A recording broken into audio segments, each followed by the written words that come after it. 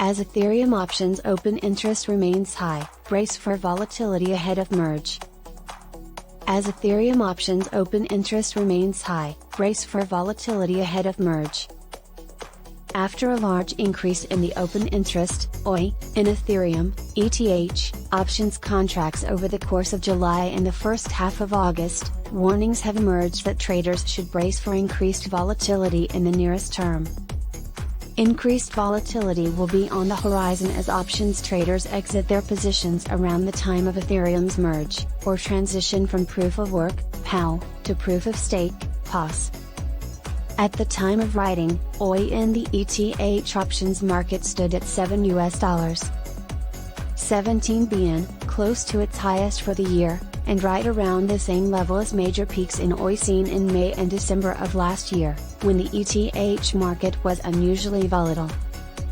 As can be expected, volatile prices will likely be seen this time around as well, and with the merge expected to happen sometime between September 10th and 20th, a warning to traders could be warranted.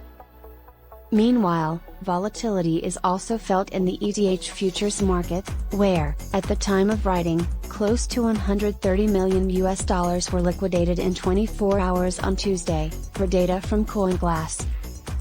Although not massive compared to liquidations typically seen during large sell-offs and rallies, the ETH liquidations were still far higher than those seen in the larger Bitcoin, BTC, market, where only around $50 million was liquidated.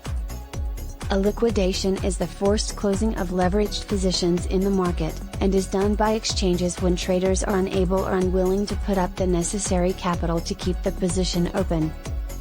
ETH has been volatile over the past month, with much larger moves than BTC both to the upside and downside. According to analysts at crypto research and investment firm Delphi Digital, this could have to do with funding rates in the ETH futures market, which have declined to reach a low of -0.024% on August 27. A level that low has not been seen since June 2021, and was followed by a massive short squeeze the following month, a recent Delphi Digital report said. Funding rates in the future market is a mechanism developed to keep the pricing of futures contracts in line with spot prices.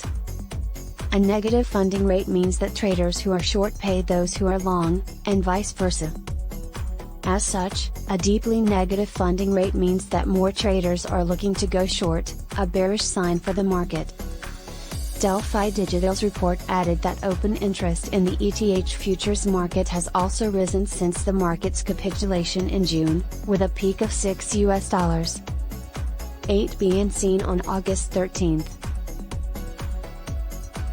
For the month as a whole, open interest has remained above $5 billion, most of which is likely to be short as funding rates have flipped negative from August 14, the report said.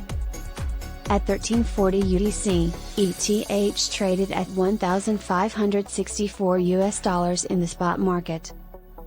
The token was down more than 1% in a day, almost 6%